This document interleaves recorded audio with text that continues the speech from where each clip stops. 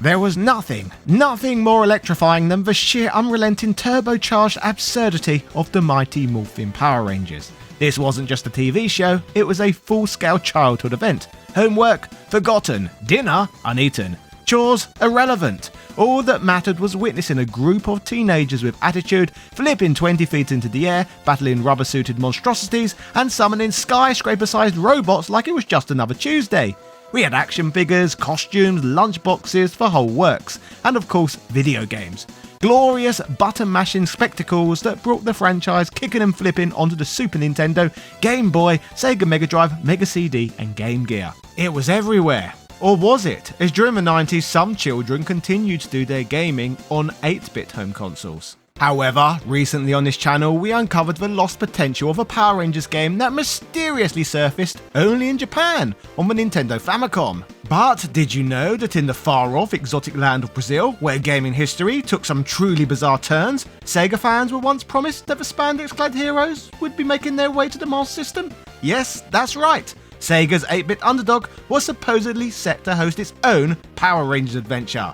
But as with so many gaming legends, not everything went according to plan in this weird tale. So with that said, join me today as we examine the history of this lost curiosity, and the title that, in my opinion, had the potential to be one of the best classic Mighty Morphin Power Rangers games of the lot. Hello ladies and gentlemen, hit that subscribe button because Big Daddy Top Hat's here. This is the weird, mysterious, lost Sega Master System version of Power Rangers, a game meant for Brazil. Yeah! No matter where you lived, the 90s was an unstoppable golden age for gaming. This was the era where many of us first fell head over heels for Street Fighter and lived out our wildest ninja fantasies with the Teenage Mutant Ninja Turtles games. Simply put, it was a magical time to be alive.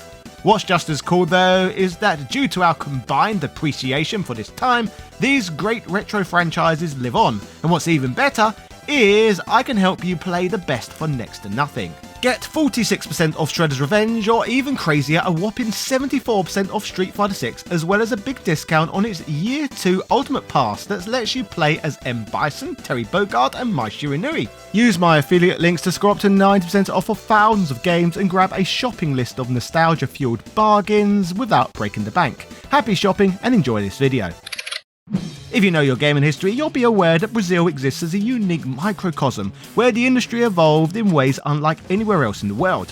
While most countries followed a predictable trajectory from one console generation to the next, Brazil's strict import taxes and economic barriers created a gaming scene that was both distinct and fascinating.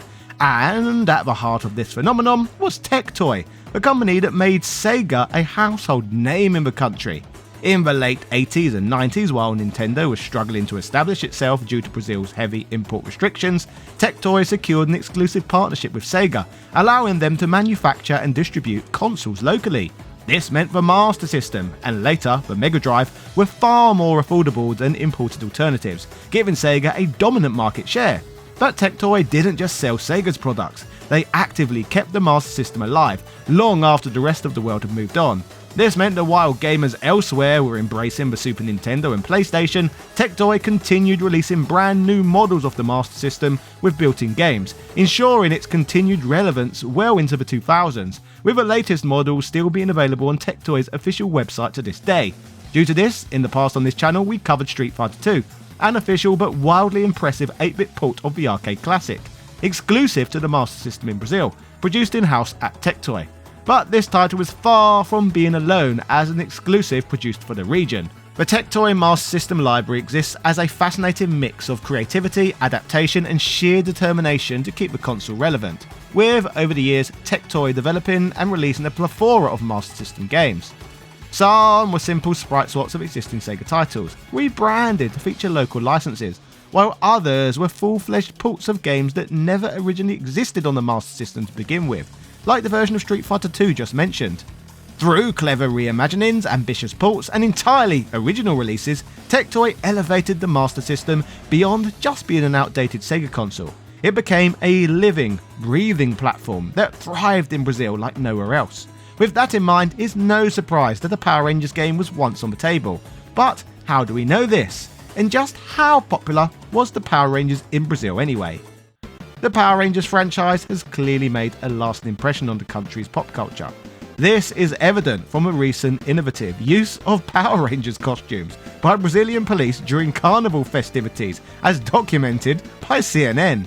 The fact that police chose these characters for their undercover operations suggests a widespread recognition and appeal of the Power Rangers among the Brazilian public. According to News 18, this unconventional strategy resulted in multiple arrests and the recovery of stolen goods, proving not only the Power Rangers' cultural impact, but also their surprising effectiveness in fighting real-life crime. They may have never saved Angel Grove in our reality, but in Sao Paulo, the Power Rangers have actually helped take down criminals. So thank you, Power Rangers, I guess. But what may surprise you is that Brazil's love affair with these brightly coloured superhero teams began a full 5 years before the Power Rangers took off in the United States, and the rest of the Western world for that matter. It's well known that the Rangers borrow footage from Japan's Super Sentai series, repurposing action scenes while adding original American shot segments. The first season of Mighty Morphin Power Rangers, which debuted in 1993, primarily used footage from Kyoryu Sentai Zyuranger.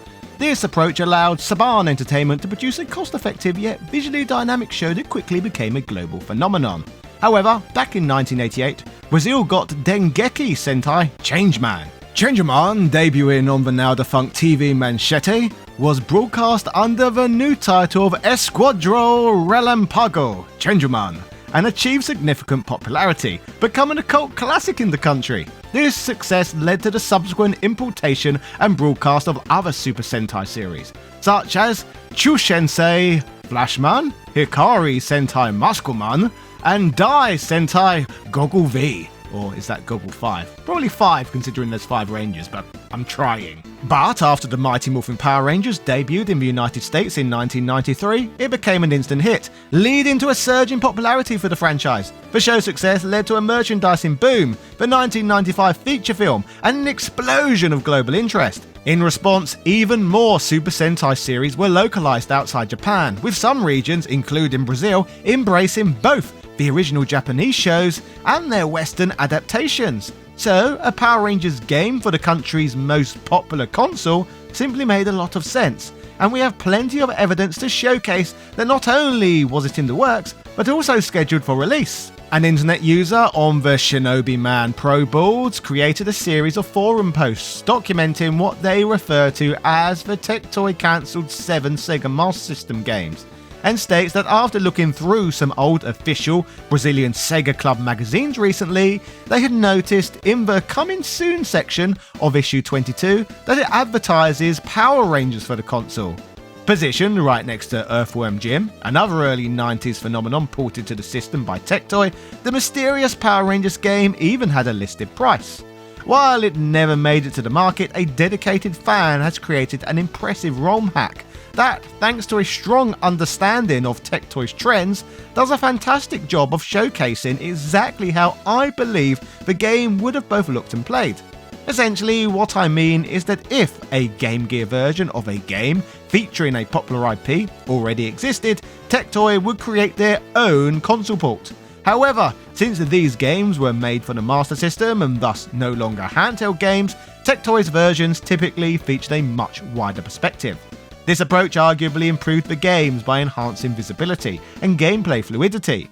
On the Game Gear's small screen, developers often had to zoom in on characters and environments, which limited the player's field of view and sometimes made enemy attacks feel unfair due to the lack of reaction time. By pulling the camera back for their console ports, Tectoy allowed for a broader perspective, making it easier for players to anticipate hazards, navigate levels, and engage in combat without feeling constrained. This not only improved playability, but also gave the games a more console-like experience, aligning them more closely with traditional home system titles, rather than their handheld counterparts.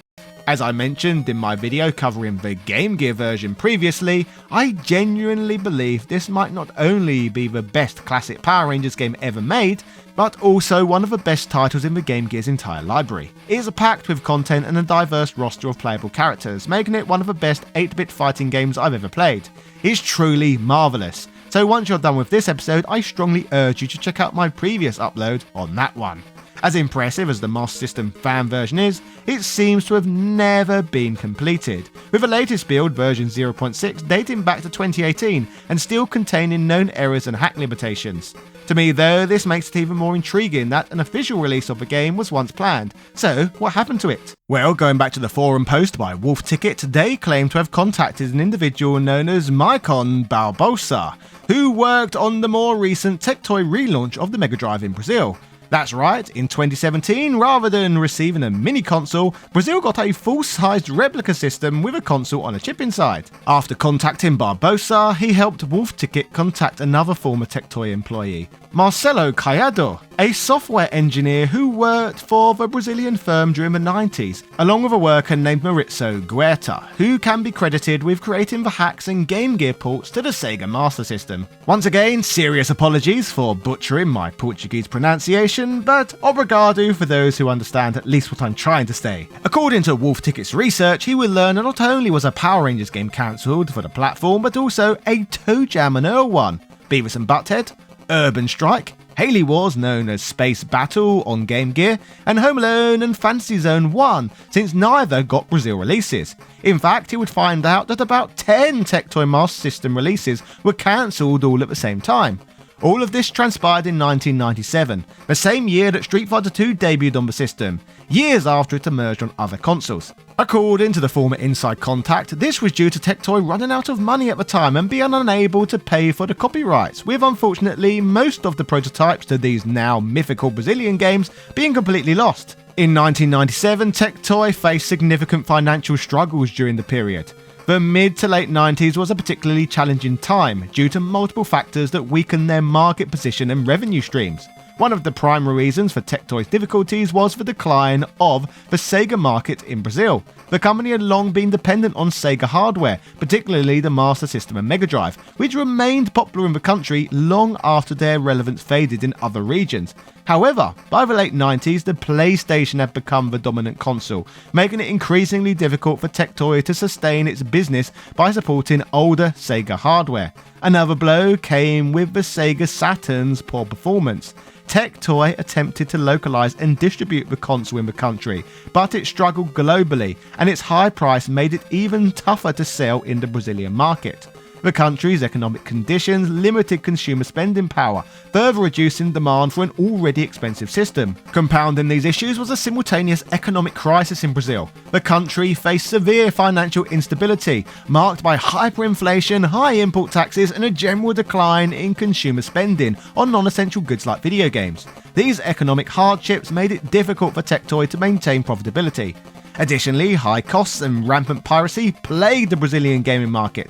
The PlayStation became a piracy hotbed, with many consumers opting for cheaper, unofficial copies of games rather than paying for licensed products. Tectoy, which relied on selling officially licensed Sega titles, struggled to compete against this widespread issue. But let's be perfectly honest, if Power Rangers for the Master System had hit the console in 1997, evidence suggests that it likely wouldn't have sold very well anyway. The world was beginning to lose interest in the franchise due to fatigue, changing audience preferences, and declining ratings. While the show had been a global phenomenon in the early 90s, its momentum had significantly slowed, and it struggled to keep up with the evolving landscape of children's entertainment. The transition to Power Rangers Turbo in 1997 also contributed to the series' decline. The season marked several major changes, including a new cast, a switch to vehicle-based Zords, which some fans found less exciting, and the introduction of Justin, the young Blue Ranger, a decision that alienated older viewers who disliked seeing a child as a main hero. The failure of Turbo, a Power Rangers movie that year, also signalled a decline in the mainstream interest. The new movie was a flop, grossing only $9.6 million domestically. This was a clear indicator that the brand was no longer the cultural juggernaut it had been just a couple of years earlier. Hearing about the development of the mysterious lost Tectoy Power Rangers game is an intriguing tale, and who knows, perhaps one day we might even get to play it. While some obscure projects have resurfaced over time, many remain buried forever, and this one may be no exception. Tectoy's history is filled with fascinating oddities, and this lost Power Rangers game adds yet another layer to their unique legacy in gaming. If a prototype ever emerges, it could offer a rare glimpse into what might have been, but until then, All we can do is search for clues and hope that one day this forgotten piece of gaming history is finally uncovered. Don't forget, after subscribing, to check out my playlist to see my other Power Rangers gaming history videos. I'll attach it to the end of this one. Also, just a reminder, you can get 46% off the Addictive Shredder's Revenge, a whopping 74% off Street Fighter 6, and a big discount on its Year 2 Ultimate Pass that lets you play as M. Bison, Terry Bogard, and Mai Shiranui. Use my affiliate links to score up to 9% off of thousands of games and grab a shopping list of nostalgia-fueled bargains without breaking the bank. Happy shopping, thank you, and obrigado, and I'll see you all again in the next video. Cheerio!